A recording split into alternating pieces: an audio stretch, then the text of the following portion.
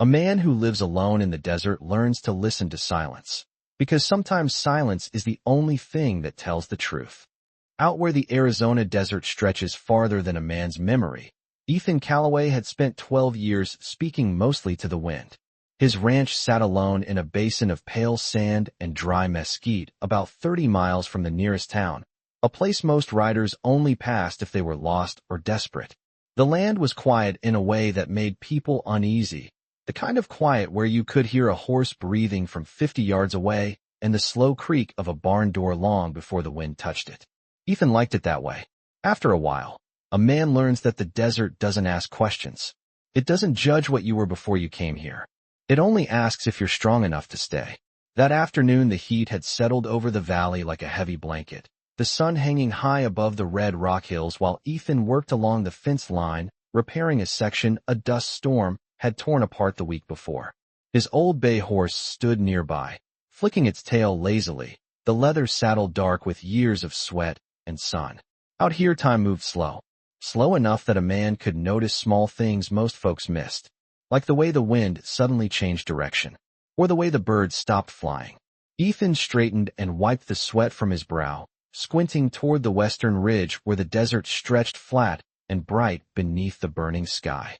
At first he thought it was only heat shimmer dancing across the sand, the kind that makes distant rocks look like water. But the shape didn't move like heat. It moved like someone walking. Slow, unsteady. He stepped onto the lowest rail of the fence and shaded his eyes with his hand. A figure was crossing the open desert nearly half a mile away. Whoever it was had already been walking a long time. The person staggered once, caught themselves, then kept moving. Ethan climbed down and watched for another minute. The desert plays tricks on your eyes, but this wasn't one of them. The figure stumbled again, dropping to one knee in the sand before struggling back to their feet. Even from this distance he could see. The movement was wrong. Too slow for someone traveling with purpose, too uneven for someone who knew the land. Ethan exhaled slowly and reached for the reins of his horse. Trouble had a way of finding lonely places like this. Most men out here learned early that sometimes the smartest thing you could do was turn the other way and let the desert handle its own business. But something about the way that figure moved didn't sit right with him.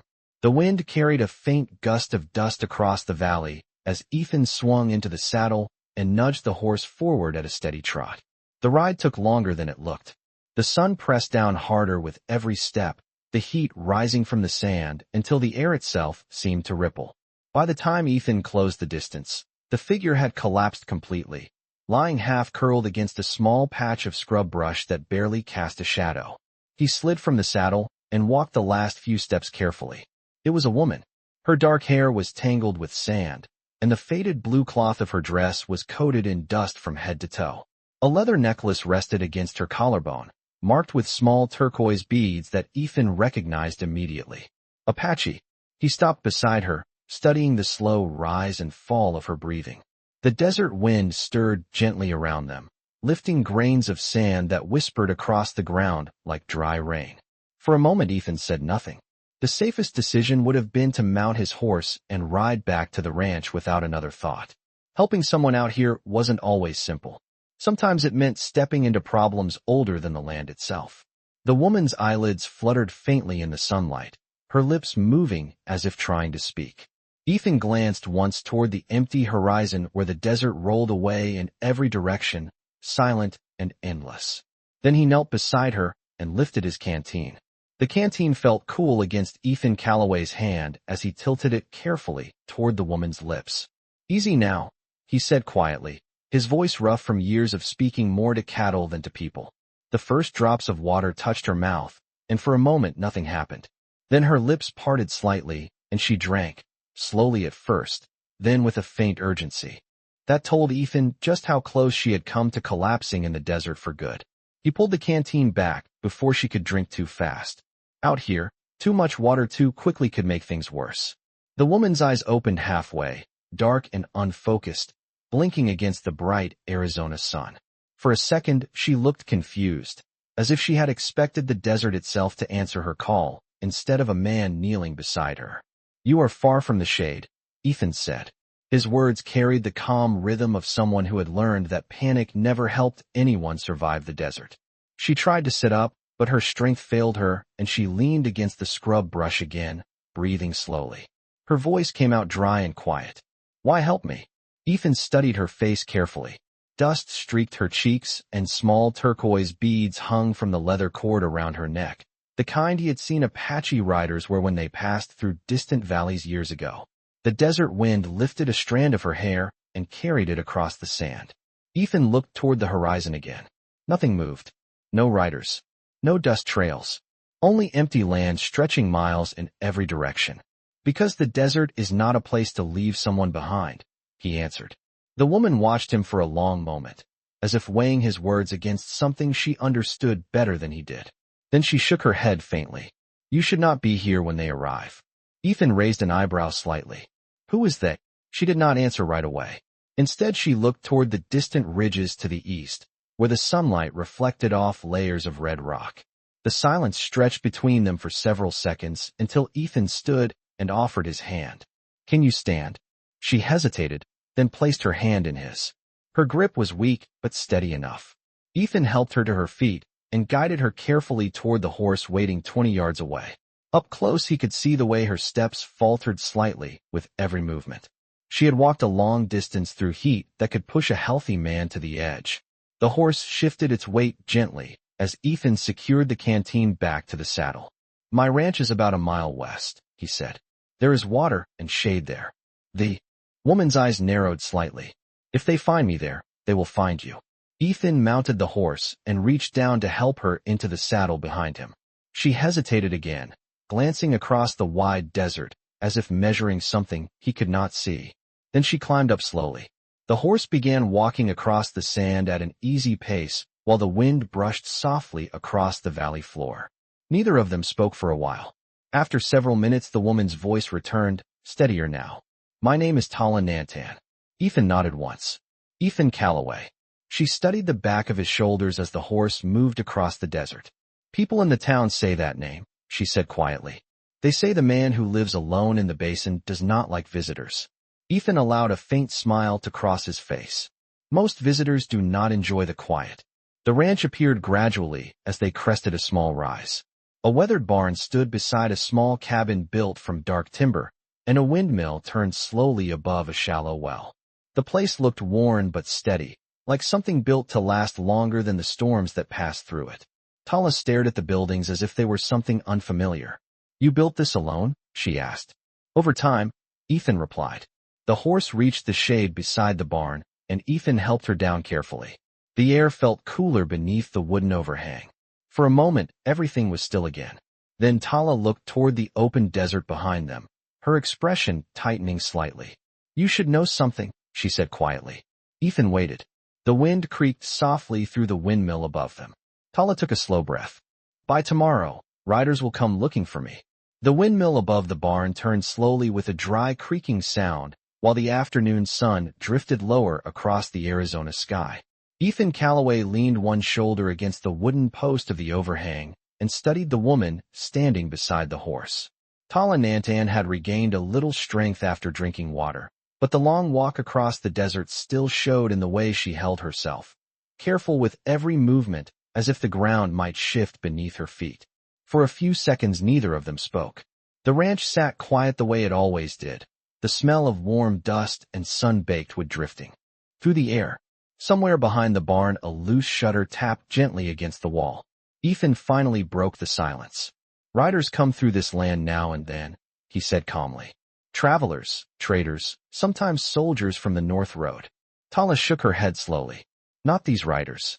Her eyes moved across the valley toward the distant ridge where the desert stretched empty and bright beneath the fading light. "They will not pass by."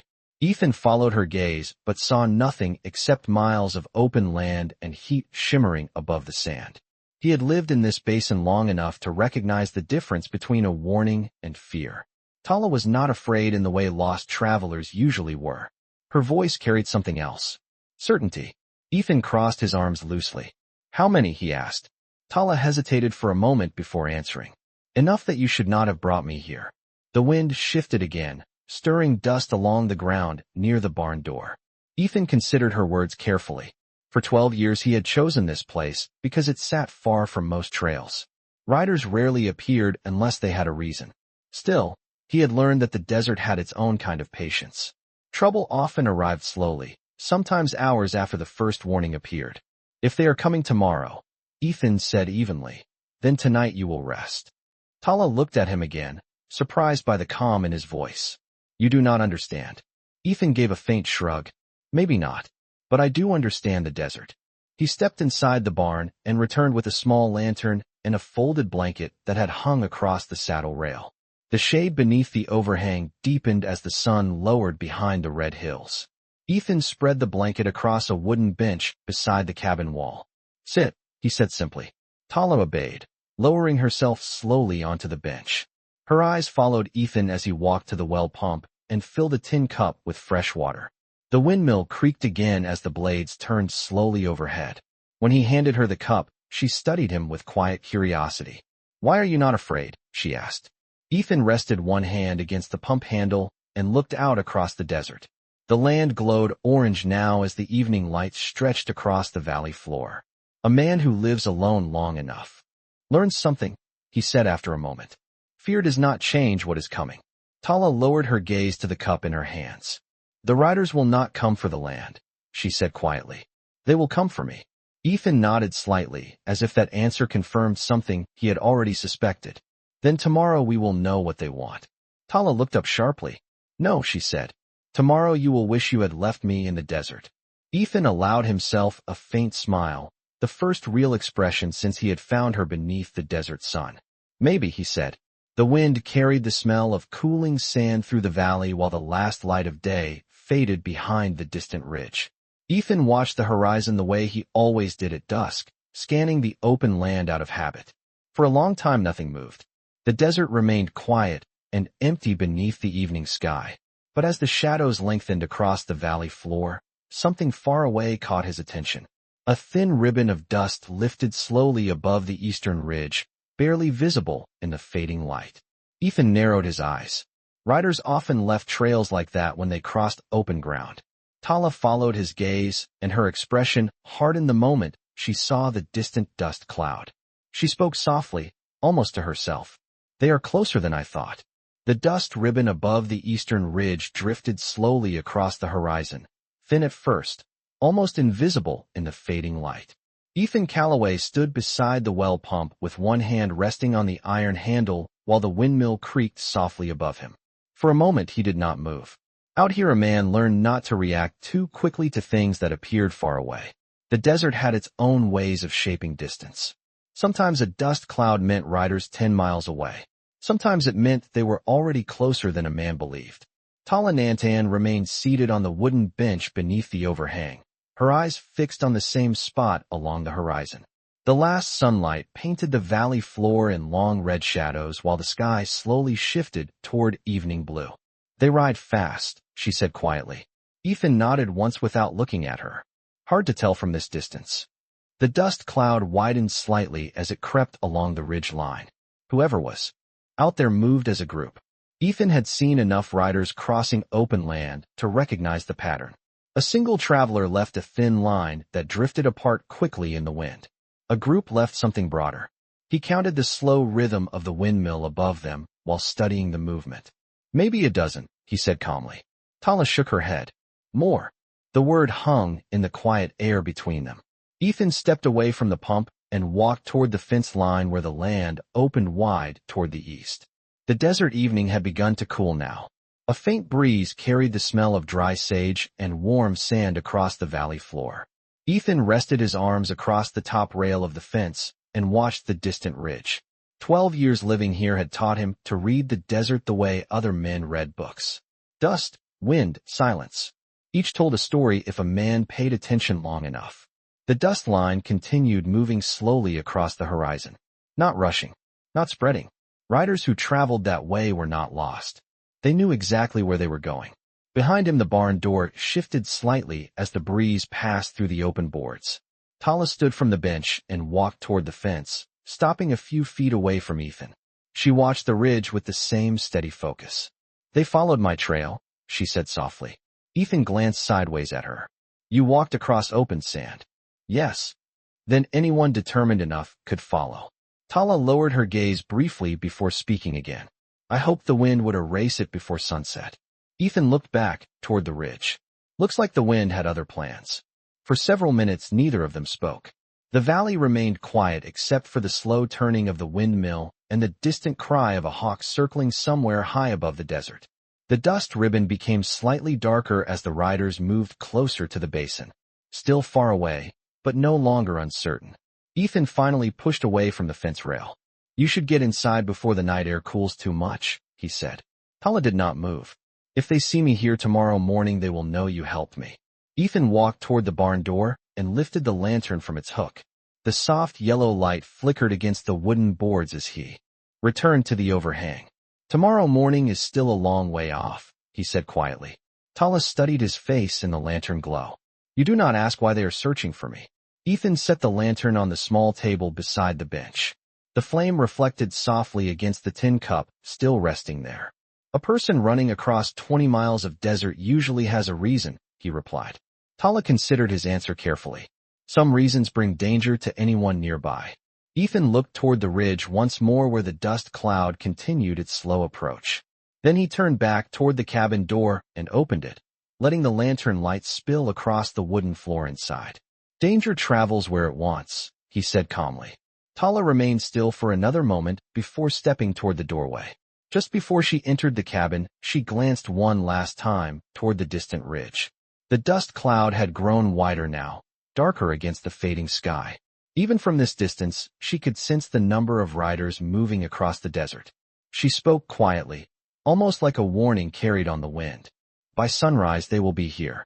The lantern inside the cabin burned low and steady, its warm light casting long shadows across the wooden walls while the desert night settled over the basin. Ethan Calloway sat at the small table beside the window, one hand wrapped loosely around a tin cup of coffee that had long since cooled. Across the room, Tala Nantan rested on the narrow bed near the far wall, the blanket pulled across her shoulders while she watched the lantern flame flicker in the quiet. Outside, the wind moved softly through the valley, carrying grains of sand across the dry earth with a faint whisper that had become as familiar to Ethan as breathing. For a long time, neither of them spoke. The desert often asked for silence before it gave answers. Finally, Tala broke the quiet. You should sleep, she said softly. Ethan glanced toward the dark window where the stars had begun to appear one by one above the ridge. I usually do, he replied calmly. Tala studied him from across the room. But not tonight. Ethan allowed a faint smile to cross his face. Not tonight. The quiet stretched again, while the lantern flame shifted gently with the breeze slipping through the small cracks in the cabin walls. Ethan had always kept the place simple. One table, one chair, one narrow bed, a shelf of tools near the door. 12 years living alone had taught him that a man did not need many things when the desert was his neighbor. Tala slowly sat up, the blanket sliding slightly as she looked toward the window. They will not arrive during the night, she said after a moment. Why is that? Ethan asked. Tala rested her hands in her lap, as if choosing her words carefully. My people travel with the sun when they ride in numbers. It is the old way. They will reach the ridge before morning and wait until daylight. Ethan nodded thoughtfully. That made sense. Riders moving across unfamiliar land in darkness often lost their advantage. Daylight allowed them to see every detail the desert tried to hide. Then we have a few hours of quiet, he said. Tala looked toward him again, her expression thoughtful. You still do not ask why they follow me. Ethan leaned back slightly in his chair and folded his arms. The lantern light reflected faintly across the weathered lines of his face. If a person wants to tell their story, he said calmly, they will tell it. Tala held his gaze for several seconds. The silence between them carried a different weight now. Not fear, not suspicion. Something closer to trust forming slowly between two strangers who had shared the same desert sky for only a few hours. Finally she spoke. The riders are Apache, she said quietly. Ethan gave a small nod. I guessed as much. They are not enemies, she continued.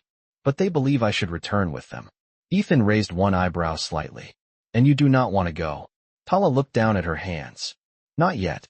Ethan watched her for a moment before speaking again. Sometimes people run because they are afraid. Tala lifted her eyes back to him. And sometimes they run because they must decide something before the world decides for them. Ethan considered that answer carefully. Outside, the wind shifted direction again, brushing against the cabin walls with a low, steady sigh. Somewhere in the distance, a night bird called once and then fell silent again. The desert had fully darkened now. The stars above the basin shone bright and clear in the wide open sky. Ethan rose slowly from the chair and stepped toward the window, resting one hand on the wooden frame while he studied the eastern ridge where the dust cloud had appeared earlier. The darkness had swallowed the horizon now, hiding any movement that might still be crossing the distant land. After a moment, he spoke quietly without turning around. "Tomorrow when the riders come," he said, "we will listen to what they have to say." Tala stood from the bed, the blanket falling softly behind her shoulders. "You speak as if you expect to stay here when they arrive." Ethan turned slightly, the lantern light reflecting across his steady expression. "This is my ranch," he said simply. Tala walked closer to the window and looked out across the silent valley beside him. The desert stretched wide and still beneath the stars, calm and endless in every direction. Yet she could feel something in the air now, something the wind carried from the distant ridge where the riders would soon appear. She spoke quietly into the darkness beyond the cabin walls. "By sunrise, the desert will not be this quiet again." The desert began to change long before the sun appeared. Ethan Calloway noticed it the way a man who had lived many years in the same land always did. The air grew cooler for a short while before dawn, the wind softened, and the sky along the eastern ridge slowly faded from deep black to a thin line of pale gray. He had stepped outside the cabin while the stars were still bright, carrying a tin cup of fresh coffee that steamed lightly in the morning chill. The ranch remained quiet.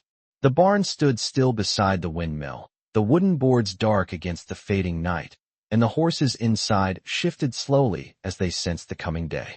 Ethan rested both hands on the top rail of the fence and looked toward the ridge where the riders had been the evening before. For a long moment there was nothing, only the wide, open desert stretching beneath the growing light. Then the horizon changed. A long dark line appeared along the ridge, small at first, almost like a row of stones against the sky. Ethan did not move. He simply watched. As the light grew stronger, the shapes became clearer. Horses, many of them. They stood along the ridge in a silent row, still and patient as if the desert itself had placed them there. Ethan counted slowly in his mind. 10, 15, 20. More appeared behind the first line as the dawn brightened. Tala Nantan stepped quietly out of the cabin behind him, wrapping the blanket around her shoulders as the cool morning air brushed across the basin. She followed Ethan's gaze without saying a word. For several seconds they both stood in silence while the first thin edge of sunlight touched the desert floor. When the light finally reached the ridge, the riders became unmistakable. More than 20 men on horseback sat along the crest of the hill. None of them moved. None of them raised a weapon. They simply watched the ranch below. Tala spoke first, her voice calm but heavy with certainty. "They have been there since before sunrise." Ethan nodded once. "Looks that way."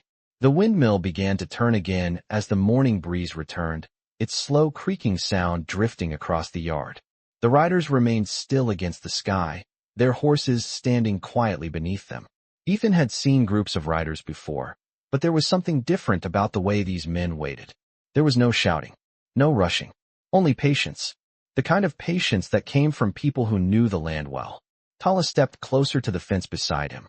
"They are waiting for the sun," she said softly. Ethan glanced sideways at her. "Why?" Tala watched the ridge as the sunlight slowly spread across the desert floor. "Because when the sun rises fully, the valley belongs to whoever stands in it." Ethan gave a small thoughtful nod. That sounded like the kind of rule people followed long before towns and fences had appeared in this land. The sunlight climbed higher now, painting the sand in bright gold and orange. As the first full rays reached the ridge, one of the riders slowly guided his horse forward. The man rode down the slope at an easy pace while the others remained behind him, still watching. Ethan straightened slightly at the fence rail, but did not move from where he stood. Tala lowered the blanket from her shoulders and took a slow breath. The single rider crossed the open ground toward the ranch without hurry, the horse stepping calmly across the desert floor as if it had made the journey many times before. When the man reached the edge of the yard, he brought the horse to a stop about 30 yards from the fence. For a moment he simply looked at the ranch, studying the barn, the windmill, and finally the man and woman standing beside the fence. Then he spoke in a steady voice that carried clearly across the quiet morning air. "Who among you is Ethan Calloway?" Ethan rested both hands on the fence rail and answered without hesitation. "That would be me." The rider studied him for another moment before speaking again. "Our chief wishes to speak with the man who gave water to Tala Nantan." Behind the rider, the long line of horses remained still along the ridge, waiting beneath the growing Arizona sun. The rider's horse stood calmly in the morning light, its breath drifting in slow clouds through the cool desert air while the sun continued rising behind the ridge.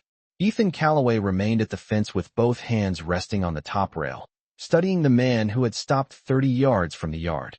The rider sat tall in the saddle, his posture steady and patient, the way men carried themselves when they had ridden long distances without hurry. Behind him, far across the basin, the line of horses along the ridge had not moved. They waited like quiet shadows against the sky. Tala Nantan stood beside Ethan, her eyes fixed on the rider in the open desert. For a moment the valley returned to silence again, broken only by the slow creaking of the windmill and the distant rustle of the breeze across dry sage. Ethan finally stepped away from the fence and walked toward the open gate of the yard. The gravel beneath his boots crunched softly with each step. He stopped just inside the gate and looked up at the rider. "Your chief knows my name already," Ethan said calmly. The man nodded once. "He knows the name of the man who helped Tala Nantan cross the desert." Ethan glanced briefly toward Tala behind him before returning his attention to the rider.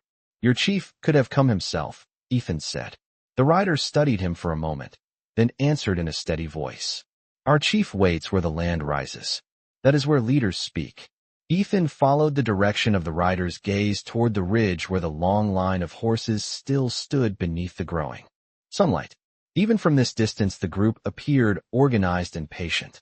Tala stepped forward slowly until she stood beside Ethan near the gate. The morning light reflected across the turquoise beads around her neck as she looked toward the rider. "Is Greyhawk there?" she asked quietly. The rider turned his head toward her and inclined it slightly in recognition. "Yes," he answered. Tala's shoulders lowered slightly, as if she had expected that answer all along.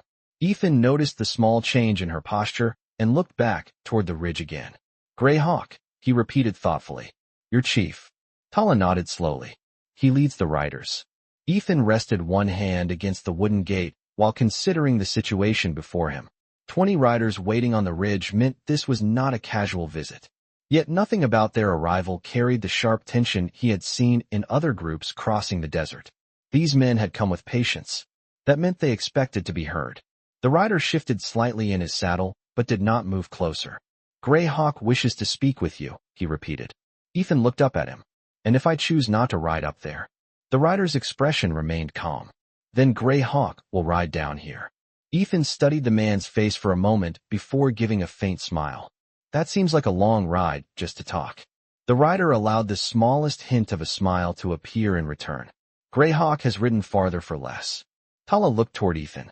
"You should go," she said quietly. Ethan glanced sideways at her. "You seem certain." Tala nodded once. "Greyhawk does not bring 20 riders unless the matter is important." Ethan leaned one elbow against the gate and looked once more toward the ridge. The morning sun had climbed higher now, lighting the desert floor in warm gold while the distant riders waited without moving. The scene felt less like a threat and more like a gathering that had already decided its purpose before arriving. After a long moment Ethan pushed the gate open and stepped toward the barn. "Give me a minute," he said. Inside the barn his bay horse lifted its head as he entered, the leather saddle already resting on the rail nearby. Ethan moved with calm efficiency, tightening the cinch and adjusting the reins the same way he had done thousands of times before. When he led the horse back into the sunlight, Tala and the rider both watched him quietly. Ethan swung into the saddle and guided the horse toward the open gate. He paused briefly beside Tala. "Looks like I have a meeting on that ridge," he said. Tala studied his face carefully before answering. "Greyhawk respects men who come without fear." Ethan gave a small nod and turned the horse toward the desert. The rider wheeled his mount around and began leading the way across the open ground. Ahead of them the ridge rose slowly against the sky, where the waiting riders remained still, watching the two men approach across the wide morning valley. The desert stretched wide and silent as Ethan Calloway followed the rider across the open basin toward the ridge. The morning sun had climbed higher now, warming the sand and turning the red rock hills into glowing shapes against the bright sky. Ethan guided his bay horse at a steady pace about 10 yards behind the Apache rider, the sound of hooves pressing softly into the dry ground echoing through the quiet valley. Ahead of them the ridge rose slowly, and the long line of waiting riders became clearer with every step.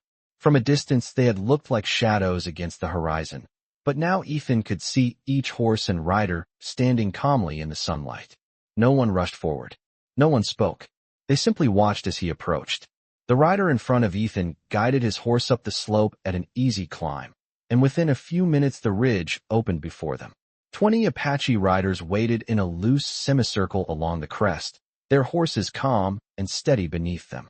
The wind moved gently across the ridge, lifting small trails of dust that drifted through the sunlight. At the center of the group sat a man whose presence carried quiet authority even before he spoke. His horse stood slightly ahead of the others, its dark mane moving softly in the breeze. The man himself was older than most of the riders surrounding him. His hair, streaked with silver, rested against his shoulders, and his eyes studied Ethan with a calm patience that felt older than the desert itself. The rider who had led Ethan there guided his horse to the side and bowed his head slightly.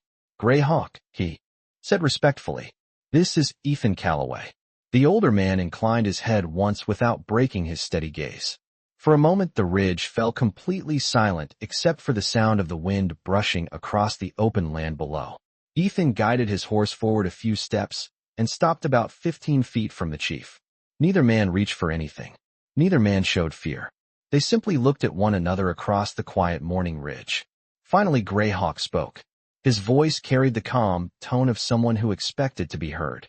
"You are the man who gave water to Tala Nantan." Ethan nodded once. "I gave water to a woman who needed it." A faint ripple moved through a few of the riders behind Gray Hawk, though none of them spoke. The chief studied Ethan's face carefully before continuing. Many men in this land would have ridden past. Ethan rested both hands lightly on the saddle horn. The desert does not forgive men who ignore someone dying of thirst. Gray Hawk's expression remained thoughtful. The wind lifted slightly across the ridge, carrying the scent of dry sage from the valley below. For several seconds the chief said nothing, as if weighing the man before him. Then he spoke again. "Tala Nantan is my daughter."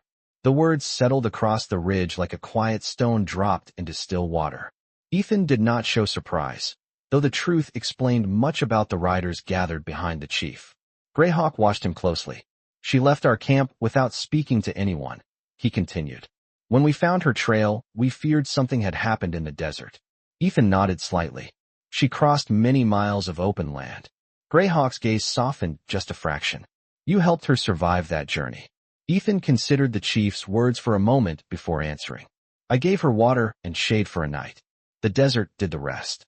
Gray Hawk looked toward the valley where Ethan's ranch sat small and quiet beneath the morning sun. Then he turned his eyes back to Ethan.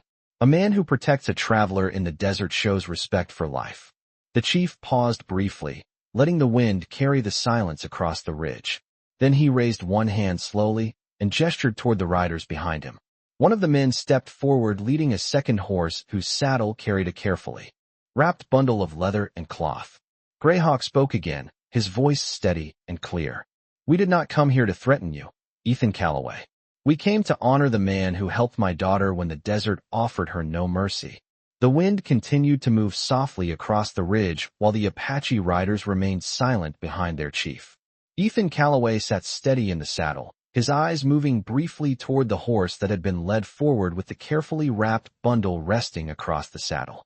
The morning sun had climbed higher now, lighting the entire valley in warm gold and turning the distant basin where his ranch stood into a quiet patch of wood and windmill far below the ridge.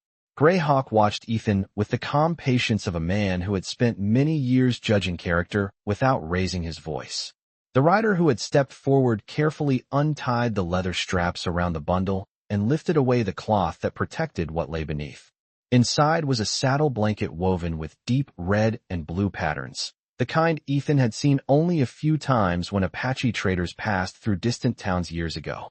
The cloth looked worn but carefully preserved, as if it had carried meaning beyond its simple use. Greyhawk gestured toward the blanket with a slow movement of his hand. "This belonged to my father," he said quietly. "He rode with it for many years across this desert." Ethan studied the blanket for a moment before looking back at the chief. "It looks well cared for." Greyhawk nodded slightly. "It is given only to a man who shows respect to life in the desert." The chief paused as the wind lifted a small swirl of dust across the ridge. Behind him the riders watched without speaking, their horses standing calmly beneath the bright sky. When Tala Nantan crossed the desert, Greyhawk continued, "The land tested her strength. When you gave her water, you shared the responsibility that the desert placed upon her." Ethan rested his hands loosely on the saddle horn as he considered the chief's words. "Anyone with water would have done the same," he replied. A faint smile touched Greyhawk's face. "No," the chief said softly. "Many men carry water. Few choose to share it with a stranger." The rider holding the blanket stepped closer and extended it toward Ethan across the short distance between them. The woven cloth moved gently in the breeze, its red and blue patterns bright against the pale desert sunlight. For a moment Ethan remained still. 12 years earlier he had come to this basin to live quietly, far from the noise of towns and the complicated paths of other people's lives. Yet now he sat on a ridge surrounded by 20 riders who had crossed miles of desert simply to offer thanks for a single act of kindness. Ethan finally reached forward and accepted the blanket. The cloth felt strong and warm in his hands, carrying the faint scent of leather and sun that came from many years of travel across open land. Greyhawk inclined his head slightly as Ethan took the gift. "From this day forward," the chief said, "you are a friend to the people who ride these valleys." The words carried quietly across the ridge, yet the meaning behind them seemed to settle deeply into the still morning air. Ethan looked across the line of riders standing behind the chief. None of them spoke, but several inclined their heads slightly in acknowledgement. The moment passed without ceremony or celebration, only the simple understanding that sometimes respect was given in silence. Ethan folded the blanket carefully and secured it behind his saddle before looking once more at Greyhawk. "Tell your daughter she is welcome to water here whenever the desert grows harsh," he said. Greyhawk nodded slowly, the faintest hint of approval in his expression. Then he turned his horse gently toward the ridge line. One by one the Apache riders followed their chief, guiding their horses along the crest until the long line began moving back across the desert. Ethan remained where he was for several moments, watching as the riders gradually disappeared beyond the far side of the ridge. When the last horse vanished from sight, the desert returned to its quiet morning stillness.